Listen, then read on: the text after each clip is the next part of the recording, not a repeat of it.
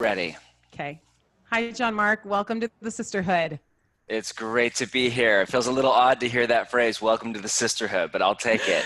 Right? I know, but you are fully welcome here. Oh, you're so Fully kind. welcome. How rare is it to have a dude on your podcast, or a gentleman, or whatever the right language is, a brother? Yeah, well, we do have several that come on, and specifically on the Hey Sister show, which is what you're on today. So Right. that is, that's where we have our male voices, and we love them. So thank you for coming on and being a part of it. It's an honor to be here. I'll try. I'm not really into football or giant trucks, so I should fit in great.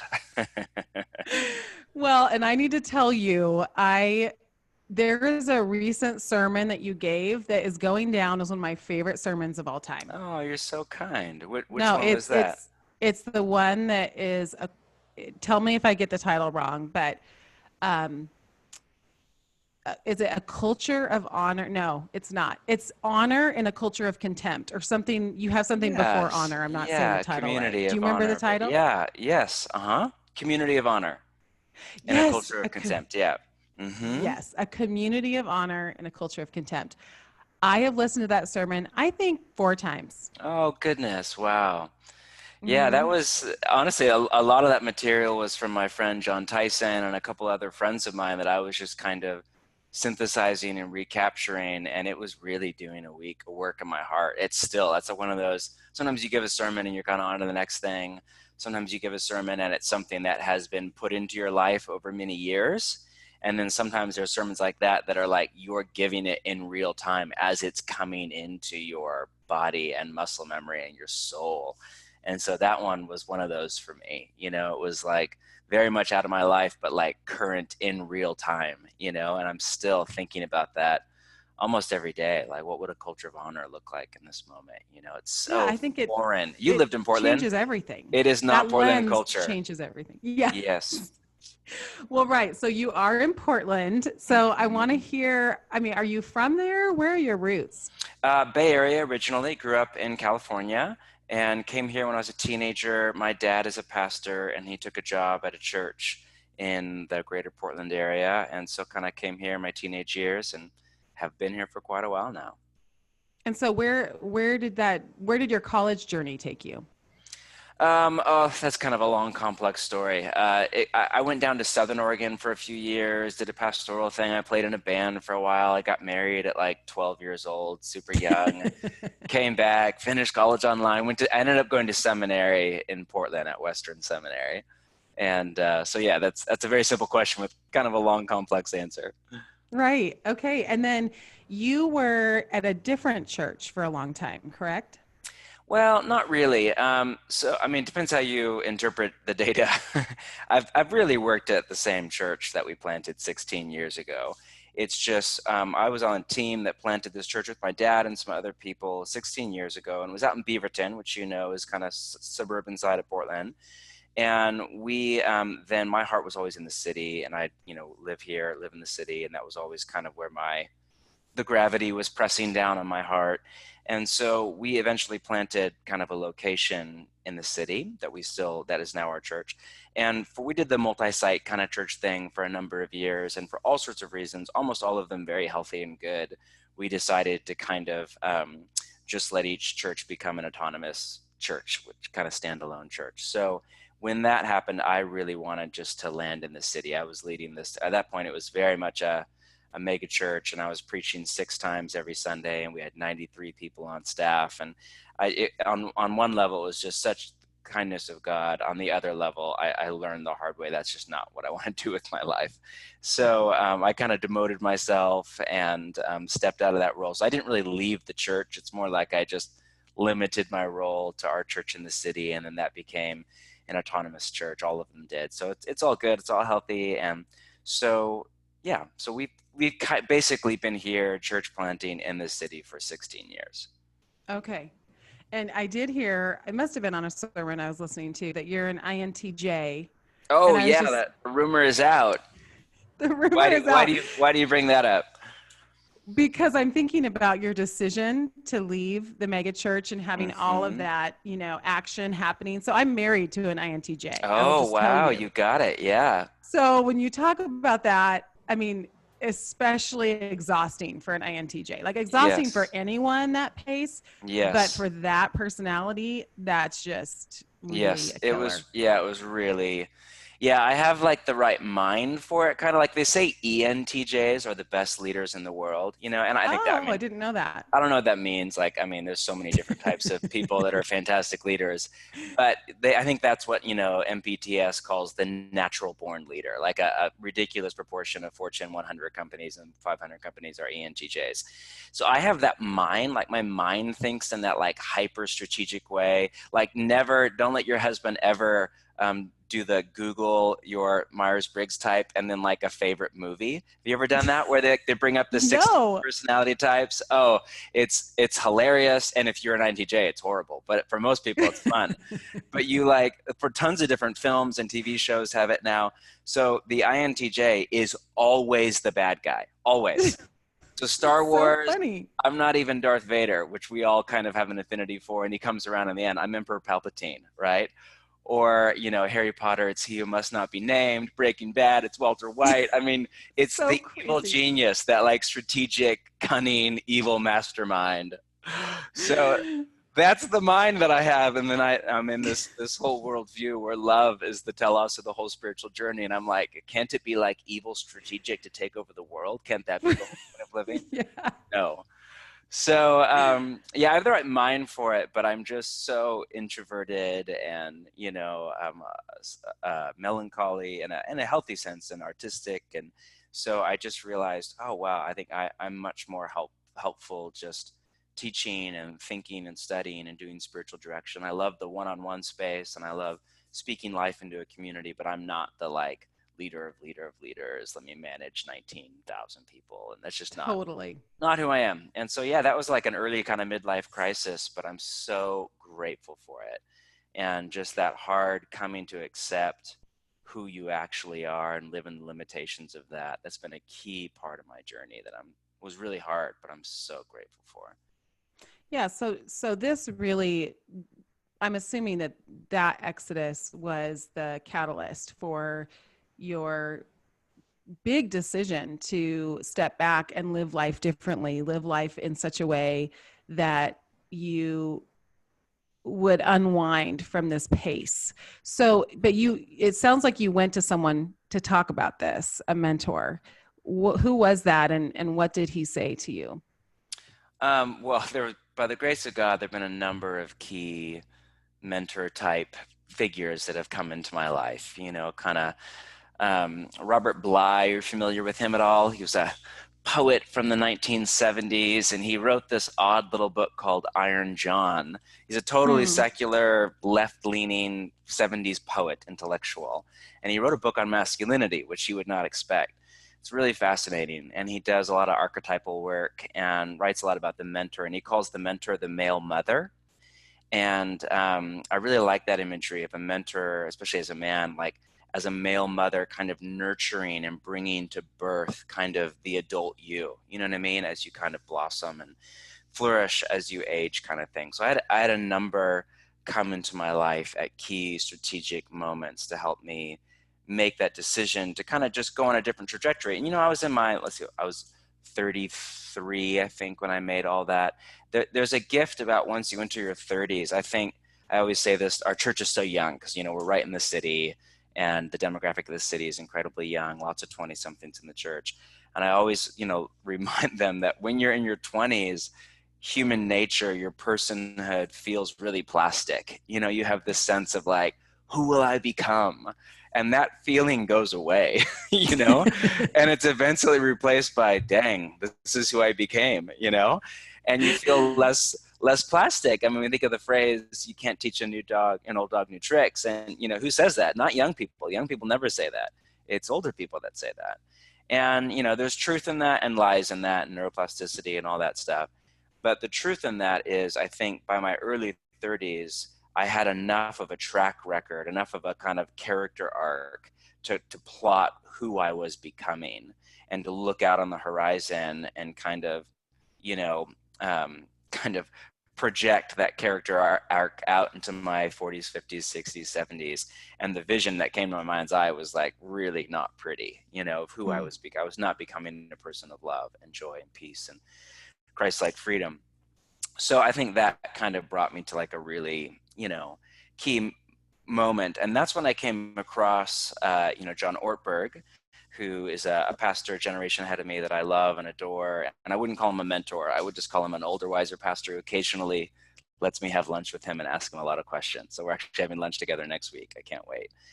And he told me this story from his mentor, Dallas Willard. Are you familiar with Willard at all? Yes. And can we just stop there for a second? His Yes. mentor, Dallas Willard. Come Stop on. there for as long, for 20 years or something. Unbelievable. Yeah. So, do you want to give for the listeners who don't know who Willard is, do you want to give a little? Well, you probably should, because I bet you could say more about him than I can. I've just read a couple books. Yeah. Willard was a philosopher from the University of Southern California. He died maybe 5 years ago. And, but he's kind of best known outside academic circles where he did some really good work as a writer and as a teacher of the way of Jesus. And he really wasn't well known until very late in life. He didn't publish anything until his 50s, most of the best stuff in his 60s. And maybe wrote, I don't know how many books, maybe 10 books. Every single one is incredible. And he was not a popular writer, so his stuff's very hard to read. Doesn't have any like best-selling, million seller kind of things, but has been hyper influential for leaders and thinkers. And for me, I came into his work, I don't know, maybe in my late 20s, and it was like so disorienting and beautiful and captivating, like the way that he would talk about what it means to apprentice under Jesus and life in the kingdom of God and what is the gospel. And it was just really challenging some of those kind of late 90s, early 2000s evangelical Protestant kind of misnomers about gospel, kingdom, discipleship to Jesus, and became really an expert in spiritual formation, which is kind of a blend of spirituality and psychology, kind of just asking the question, what is the process by which we grow and mature into people of love and Christ-likeness? So anyway, his writings have had more of an effect on the way that I think about and live into what it means to follow Jesus than, honestly, this might be an overstatement, I don't think so, than anybody else outside of the Bible itself. Wow. He's just really looms large in my perception of reality. So anyway, I never got to meet him, which is I'm so sad about. But I do get to meet and hang out with John Ortberg, who was mentored by him for 20 years. And John told me this story. I was the first time I sat down with John, I was like, all right, just start telling me stories about Willard, because I want a third degree removed or whatever. But just tell me some stories that like aren't in books or whatever, And John has written this story in some books, but John told me this story I think it's from the late 90s. And John was on staff at a well-known mega church and was just getting sucked into the busyness of it all, and felt that it was really doing some hindrance. He would have to verbalize this in his own language, but it sounded like it just was doing some real hindrance of the work to the growth of his soul. He was not becoming the person he wanted to become. So he calls up Willard out in California and asks, what do I do? And Willard just has this one line. Just long, quiet pause. And then he says literally one sentence.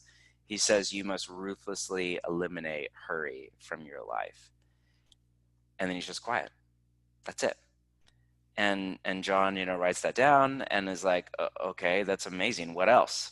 Long pause. It's just not the answer you expect. It's not remotely the answer you'd expect. You think it's something to do with God or like, Jesus in there somewhere. Like read your Bible more or right. Memorize Leviticus, whatever. I don't know.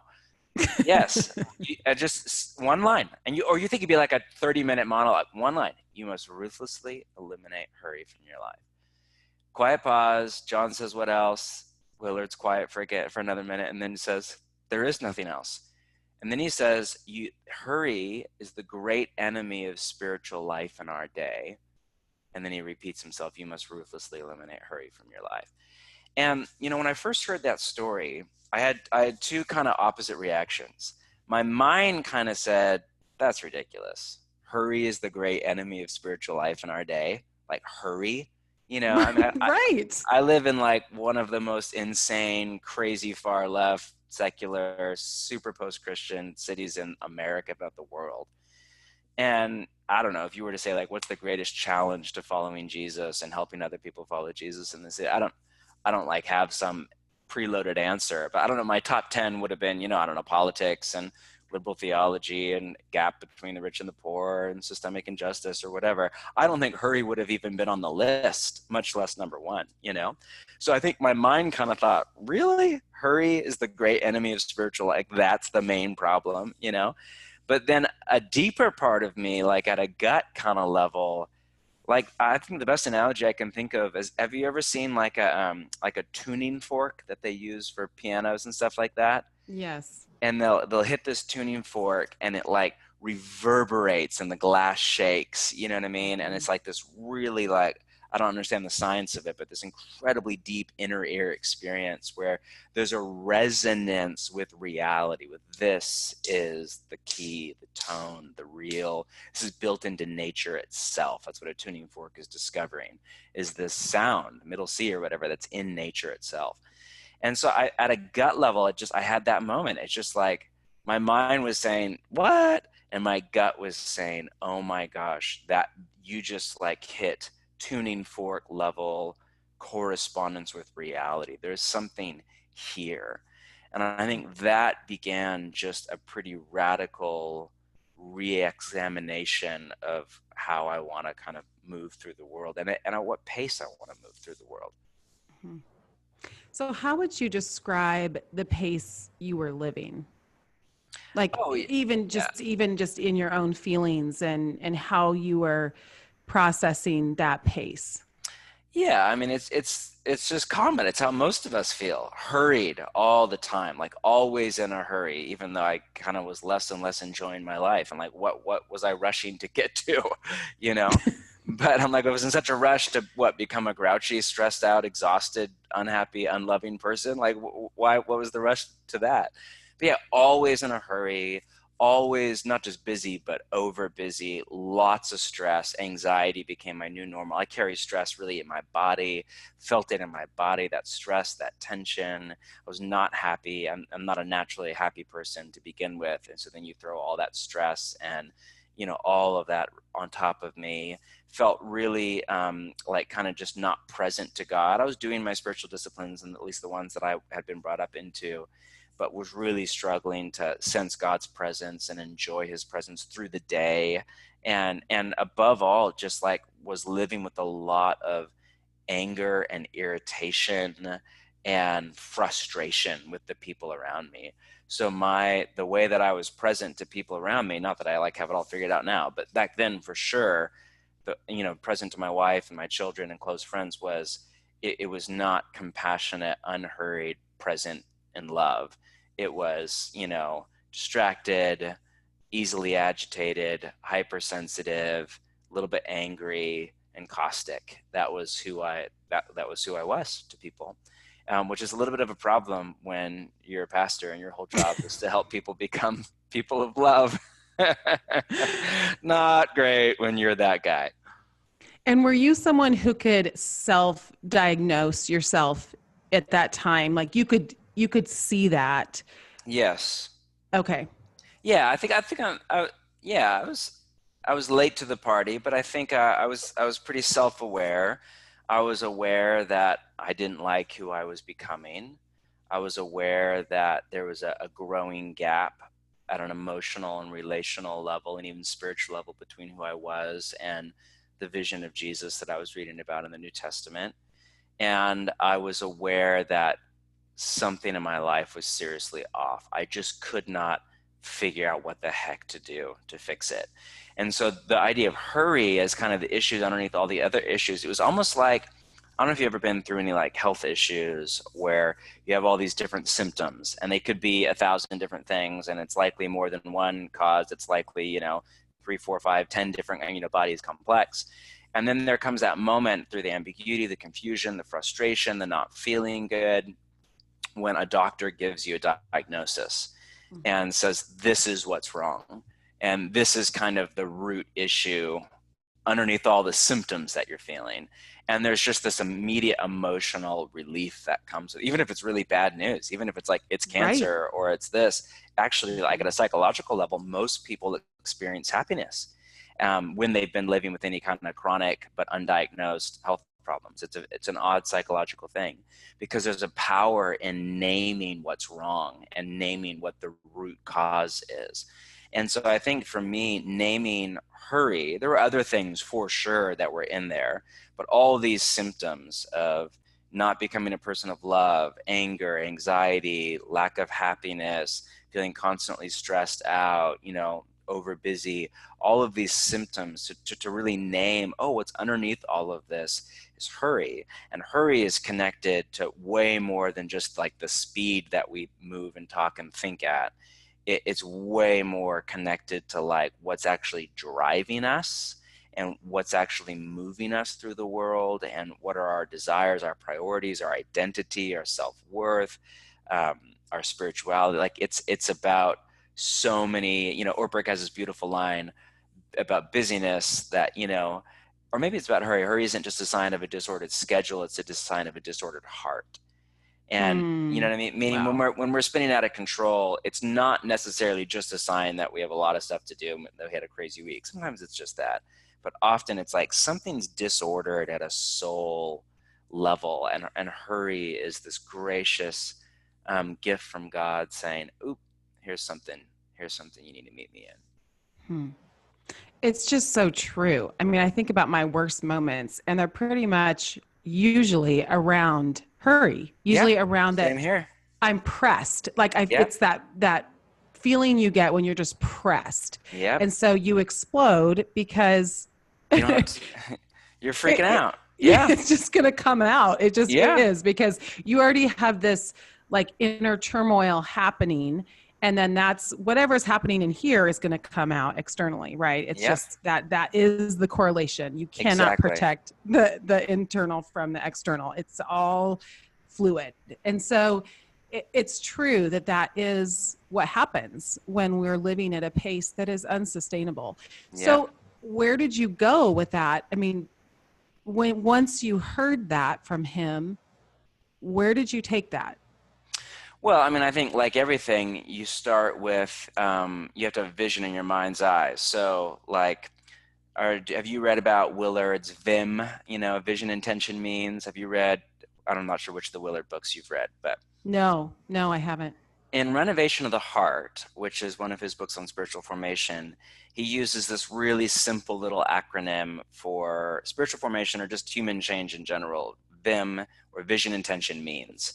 And just makes the point that for any kind of change, from I want to become a person of love or less angry or anxious to I want to like lose 5 pounds or be able to run a half marathon or anything you want, any kind of human change, you need first a vision, meaning you need something in your mind's eye, a compelling vision of a different way to be human. Like, I want to be this, not what I am.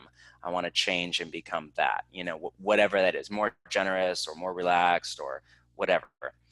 Then you need intention. You need like have a moment in your heart where you actually decide, I will do whatever it takes. We all hear like compelling visions of beautiful ways to be human every day.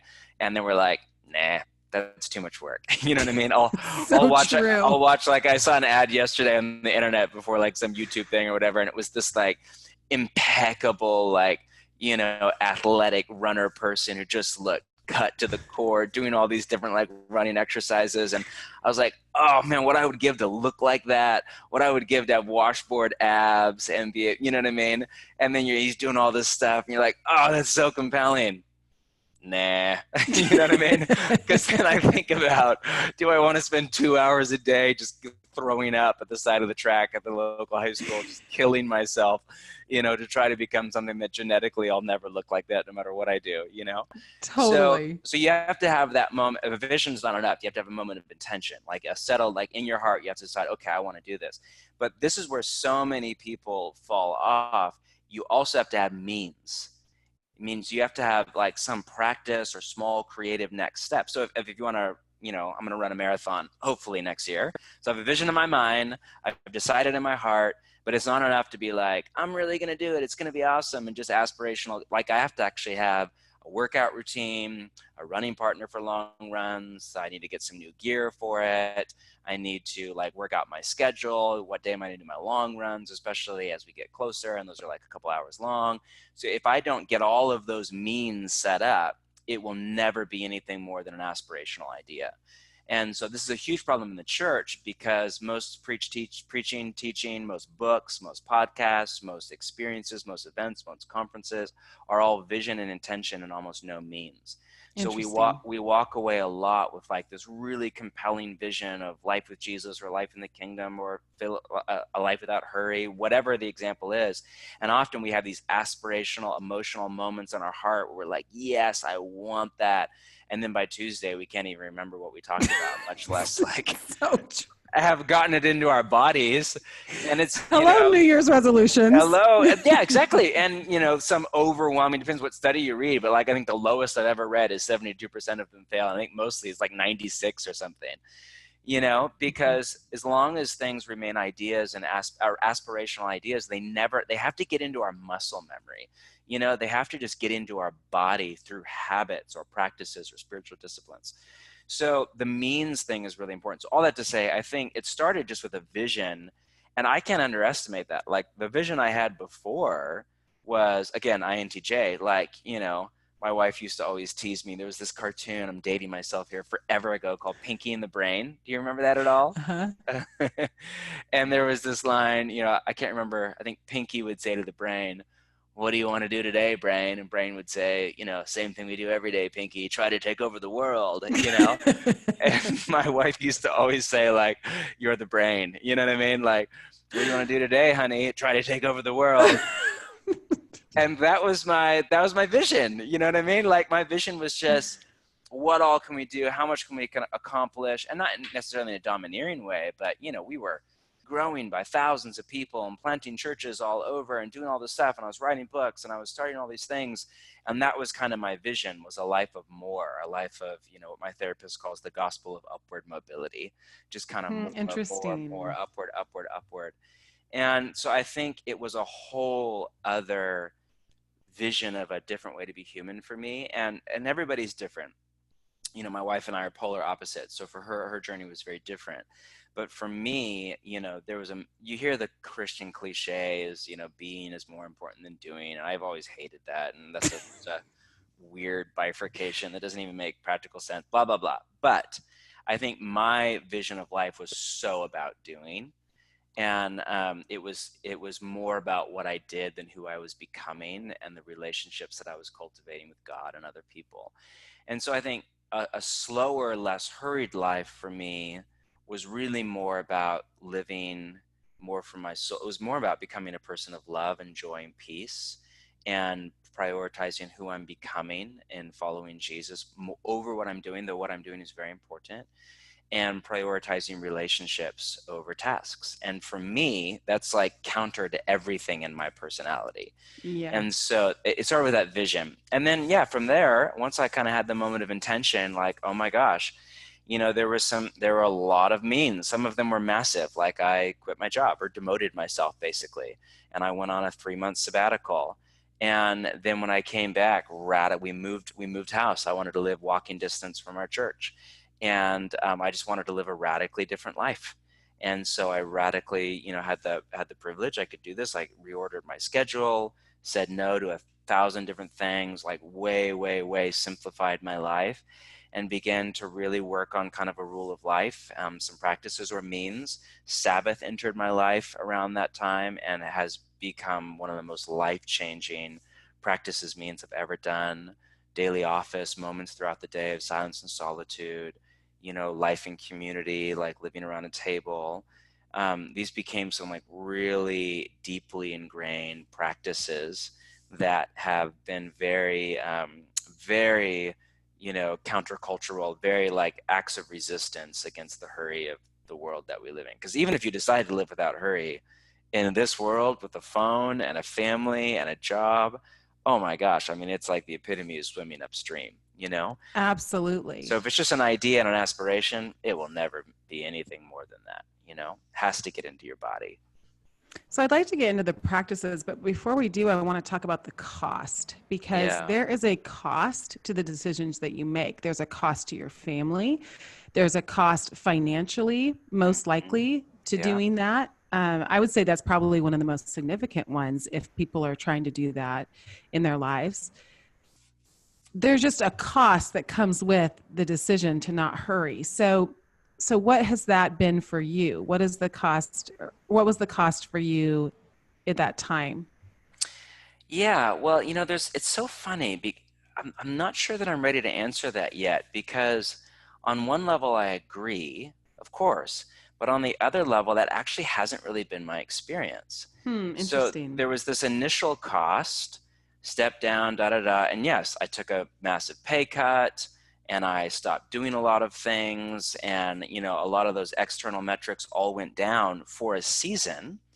But what I also found was, as I began to really hone my daily and weekly routine and began to try to kind of rein in the, digital carnivore that is my phone and the internet, and really regulate that. And and because I'm also at a stage of life as my kids are getting older, like I can't work 90 hours a week like I used to. I can't work. I'm working less hours now than I ever have, and so that means I have to work smarter, not harder, kind of thing. And ironically, I feel like I'm still like really productive. And I Mm. think that there's a myth, like so much of the hurry comes from digital distraction, wasting time, frivolous things, shop, like a lot. And I actually think that if you simplify your life and give your life to just a few deep things, at least if you do the kind of work that I do, then actually you can still be really good at what you do. So I feel, so ironically, it's not, when I made this decision, I thought I was like, it was going to kill me financially, and everybody was going to think I was an idiot. And for about 2 years, I kind of felt like I had disappeared and was just making less money and living a simpler life, but it was so good for my soul. But yeah, Mm. that part of it was hard for me. But there's been like a real slow reworking of that.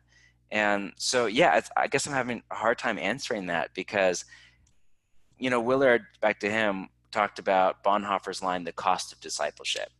And, Yeah. for Bonhoeffer, who was reacting against what he called cheap grace, which is still a massive problem, maybe greater now than ever before in the Protestant church and the Catholic church. And his whole thing was it costs to follow Jesus. Take up your cross, deny yourself.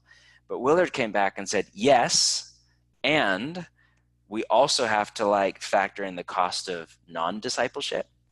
Meaning, Willard would say, yeah, but it costs you even more to not follow Jesus. It costs you love and joy and peace. It costs you the person you become. It costs you eternal life. It costs you character, reputation, peace in your soul, integrity. Yes, it costs to follow Jesus, but it actually costs a lot more not to. So I think it's been so weird. On one level, it felt really sacrificial and I'm giving up all this stuff. But on the other level, I'm realizing I actually was losing way more before than I am now. And so I feel so much more, just such a rich, deep, wonderful sense of life right now, way more than I felt. So yes, I gave up lots of things, most of them just having to do with ego, and very few of them Okay. the Yep. actual Let's things just that talk matter. about let's talk about that for a minute. Most of them having to do with ego. I mean, isn't that true? That Yes. we puff up our own importance and we think, I can't because what would the world do without What will the me? world do without me? Yeah. Or what will the world think of me? I think that's behind a lot of hurry and busyness is, who am I if I'm not doing all these things? And how do I earn approval and be the right wife or husband or whatever the thing is, or employer or pastor, or whatever your thing, artist, whatever you do. Like I think so much of it behind our hurry and our busyness is ego, insecurity, lack of identity, lack of clarity around our calling and purpose in life. And so that's why these are all just invitations, I think, to really explore the terrain of our soul. Mhm. It's so good. What's your wife's name? Tammy, I call her T, but her name is Tammy. Okay. So, what was Tammy's journey like alongside of you during this time? Oh, well, that's very different, actually. I think mostly she was just really grateful that Mhm. her INTJ husband was finally like starting to live a different way.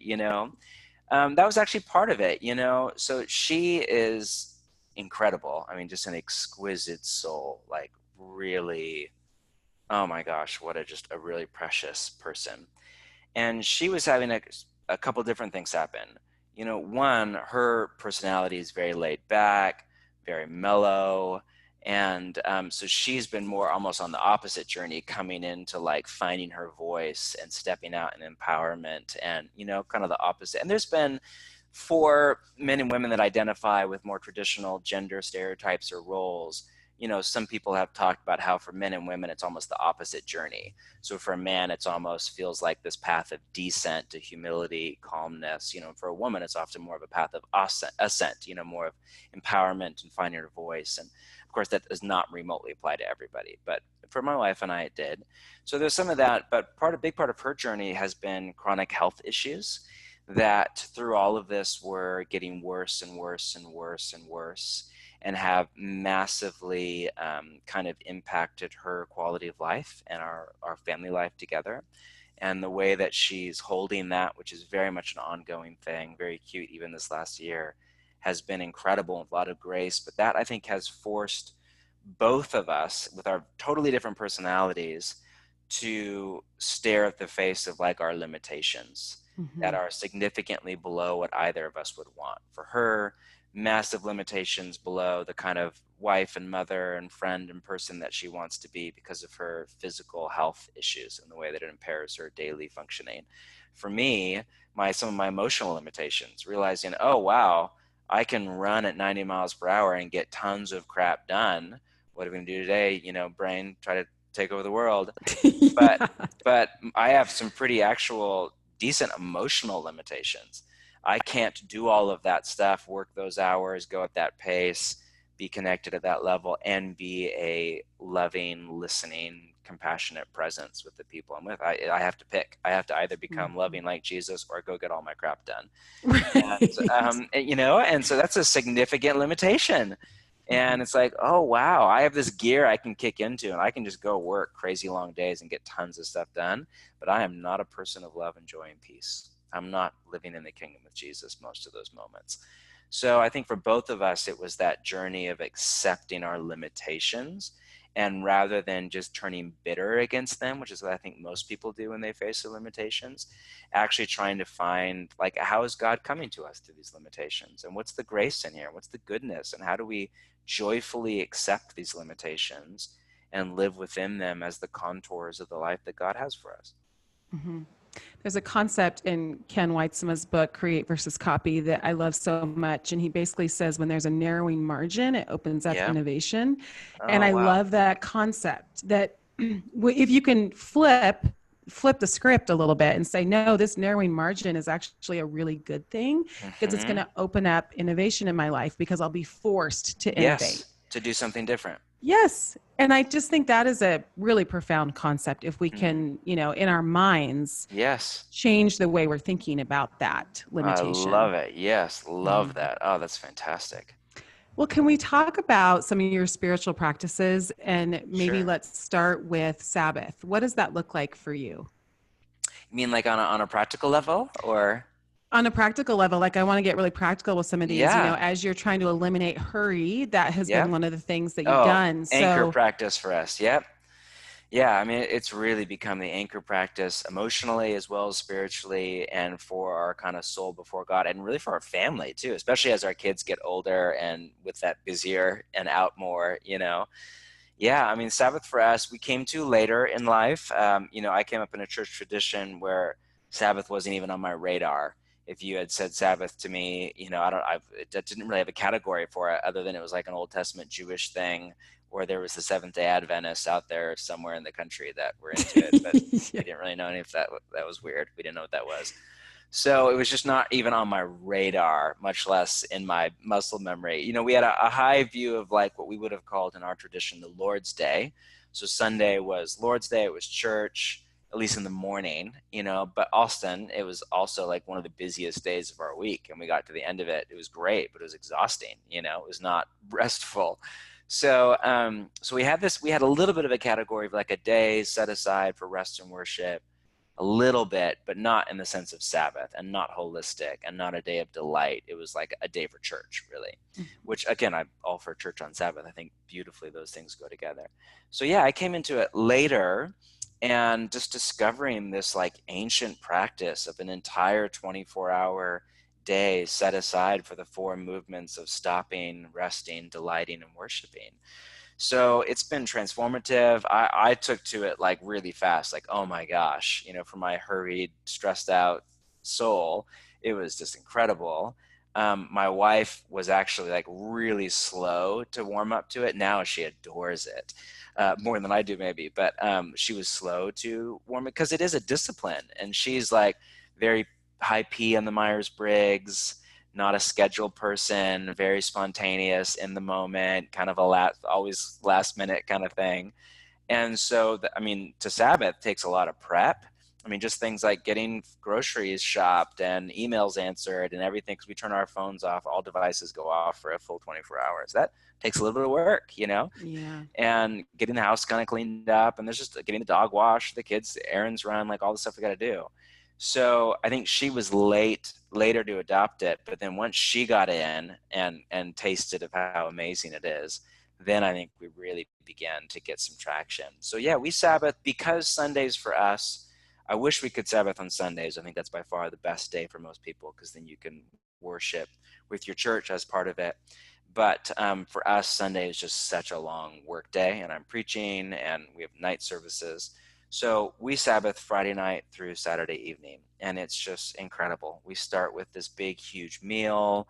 We do a little kind of ceremony to begin. We light 2 candles, which is an ancient Jewish practice, and we pour the wine, and I bless the kids, and we read a psalm and invite the Spirit of God to give us rest. And we just eat, and like we eat our way. We're like big eaters, so we eat all through the Sabbath, and we after dinner we do this most weeks. We make a whole batch of these cookies we love, but we stick the whole batter in this giant cast iron pan and just cook it as one cookie that's like, I think 15 by 15 inches. And then we dump a tub of ice cream on the top of it after it comes no out hot, way. and just let it melt all over the top. And then we just take 5 forks, stick it in the middle of the table, eat our giant cookie, go around and just say like a highlight of the week, and just trying to cultivate delight, celebration, gratitude. So yeah, all of our devices off. There's no TV. There's no anything. So we tend to just relax, hang out, read novels. So most of us sleep. We just sleep long and rest. Just let our bodies go. Nowhere to be. No schedule to keep. Nothing to be at Saturday morning. And yeah, then we just kind of eat again. We just like keep Wake eating. up, eat again. Wake up.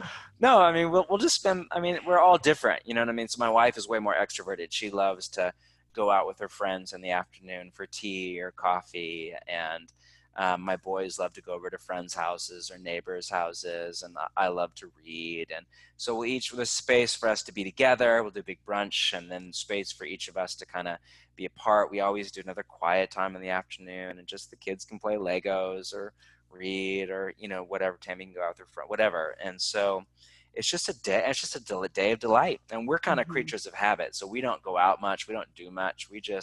Our lives are so busy. Just to have a day where we're just home and we're just present to each other and just full of joy, and we can connect on relational levels. And I have time to sit and play Legos with my son. You know what I mean? Right. And Totally. I have time to read poetry, and Tammy has time to meet her best friend. And there's just time, and we're just not time poor on that day, and we're not hurried. And it's such a gift. And it really, for us, emotionally, relationally, and spiritually, has become almost like an anchor practice for us. So what are some clear limitations you put on that Sabbath time? Yeah, one would be all of our devices are off. That's a clear limitation. Another would be, we don't do any work. And by work, I don't just mean work. I think people err when they define work as what they get paid for. And we forget, like, there's lots of work. You know what I mean? Like doing laundry is work, and nobody's getting paid for that, Mowing the lawn is work, running errands, all this kind of stuff. So there's no, we say we stop working, stop worrying, and stop wanting. So Good. no work. Worry meaning when negative conversation topics come up or things ruminate in our mind, we just set them aside, and not in like a denial way. We'll come back to them later. Kind of like in the same, if it's Christmas Day or a special anniversary and like a really painful subject comes up, like that nasty thing your mother-in-law said to you 5 years ago or whatever the example is. I think mature people often kind of bracket that a little bit, be like, you know what, let's talk about that tomorrow. Because today Yes. is, Susie's 17th birthday. Today is Christmas. Today is Thanksgiving. Today is our, 20th anniversary. Let's just delight. And so it's not a denial thing. We'll come back to those things, but we really try to leave off worrying as best we can and wanting. So there's a long-standing tradition in Sabbath practice where you don't do any commerce on the Sabbath. There's no buying, there's no selling, because it's a day to delight in what you have and to give thanks for what you have and to enjoy what you have rather than do things that would cultivate a heart of want. So, that'd be like, we won't read home magazines. We won't go window shopping. There's no Amazon.com because our computers are off. We're just practicing delight in what we have as gifts from God.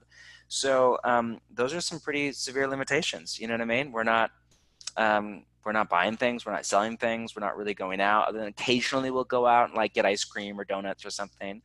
But most of the time we're just relaxing. Summer days, we go for walks at the park, but we're just resting. So a lot of limitations, a lot of no's, but they're to say yes to relationships, rest, delight, joy, good food, novels, wine, poetry, time together as couples. Like we say a lot of no's, but to say some really important yeses. I think about when I don't have something on the schedule, I'm like, yes, like I just get so excited for that day. I don't have something on my schedule. And to have that built into your week is beautiful. Is such a gift. What does it look like for you? Do you have any moments of Sabbath rest or any kind of unscheduled moments in your weekly routine where you can just do whatever it is that makes you come alive? I try, but I have to say, we have a lot of teenagers and it's hard. Our lives have really changed since having teenagers Yes. because Yeah, of same that. here. And we're having to work a lot harder because practically, they're the things that they're involved with, Yeah. especially sports. Yeah. It's just been a challenge, I will say, at Yes. this stage. So Yeah. that's especially why I wanted to ask you about it, because it's something I'm struggling with currently to fit into and my husband has a call schedule. And so, to have something regular for our Yes. family has That's been really challenging hard. between those two things. Yeah, and I know several doctors that really, they just have to get really creative because their schedule is so difficult. So I think, where we're landing is that instead of a whole 24-hour period, it's just shortened, but Yeah. it still exists. And it's part of that accepting, okay, we need to accept our narrowing margin right Yep. now. This is a narrowing margin. So let's innovate. Let's Yep. do something differently Start where that you're at. maybe isn't ideal, Yep. but at least it is still the same concept and we're still gathering, we're still resting, we still have Yep. that. And how do you cultivate moments throughout the week? Exactly. Because, you have to remember all the practices, such as Sabbath, are a means to an end. None of them are an end. So the end is not to practice a 24-hour long Sabbath where you don't do anything. The end is to live a life of restfulness and joy and delight and gratitude and relational connection and presence to the moment and a real sense of the Spirit of God transforming you into a person of compassionate love. That's the end. Sabbath is a means. And yes, the ideal way to do that means is a full 24 hours. Is a neurobiological thing about a full 24 hours that you don't get in 6 hours or whatever. Sure. But if you can't do that, find other means that help index toward that. If that's, Tuesday and Thursday, we have a 3-hour time block or whatever, or, like whatever the means are, we can never lose sight of all spiritual disciplines, all practices are a means to an end. And we have to keep our eyes on the end and who we're becoming. That's what really matters. So good. So we're nearing the end of our time, which I'm so sad about because I want to talk to you forever. And people can read your book if they want to dive further into For sure. Yep. your all practices. The stuff. And I have a little companion volume with it that has all sorts of exercises to, in the case of Sabbath, walk you from I've never done this before all the way through the process as you kind of build out your own Sabbath practice. Mm-hmm. What is one thing you want to leave the listeners with when it comes to the topic of your book and hurry? What would you say to them? I think I would just say, have you seriously considered the vision of a life without hurry?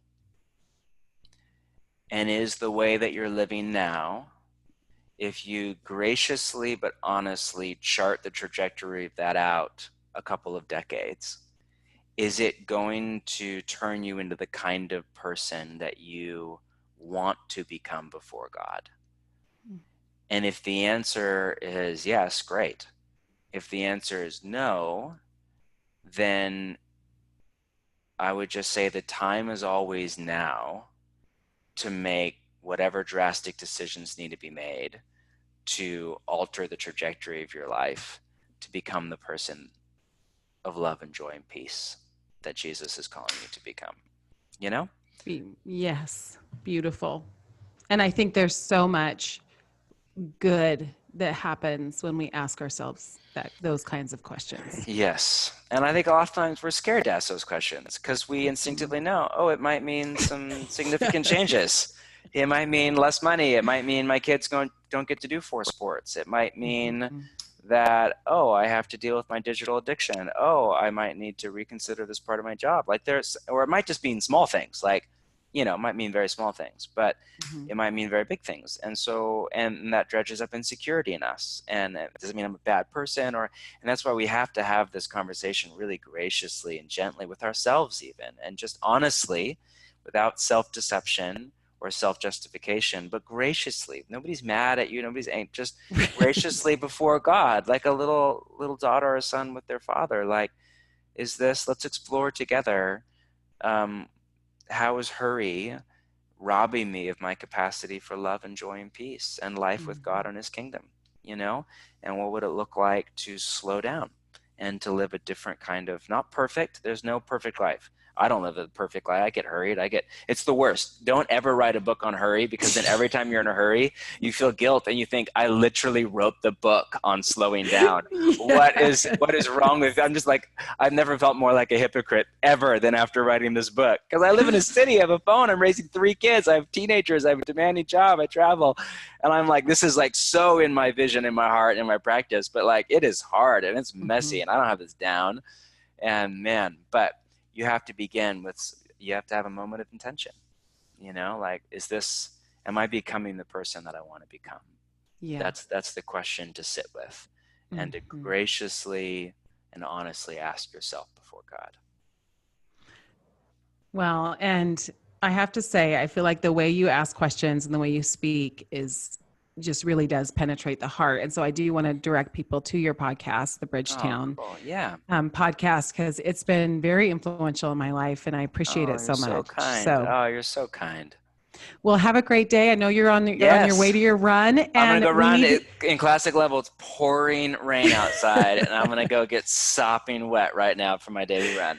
And I'm going to need your cookie recipe for the show notes. I just have to. I think we need to. I got to get that. Yes, done. All right, we'll get it to you. All right, John Mark, thanks so much. You're the best. Have a wonderful day. You too. Bye. Thank you. Bye.